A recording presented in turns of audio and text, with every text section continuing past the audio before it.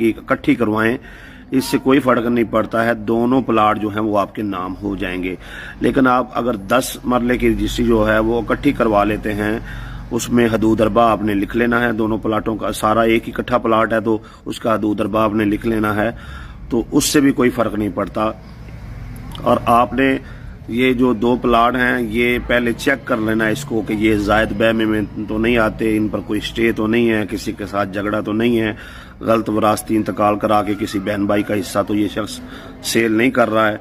तमाम किस्म के तनाज़ों से ये अराजी जो है, ये जो प्लाट हैं पाक हैं, इसमें कोई मसला तो नहीं कल को होगा। उसके बाद जो है आप इसकी रजिस्ट्री करवा लें, इंतकाल करवा लें, कोई मसला नहीं है। आप अलग अलग भी करवा सकते हैं, इकट्ठी भी करवा सकते हैं, दोनों में कोई फ़र्क नहीं है। लेकिन अगर आप इकट्ठी करवाएंगे तो हो सकता है आपका कोई 5-10 हज़ार रुपये का फ़ायदा हो जाए, बचत हो जाए।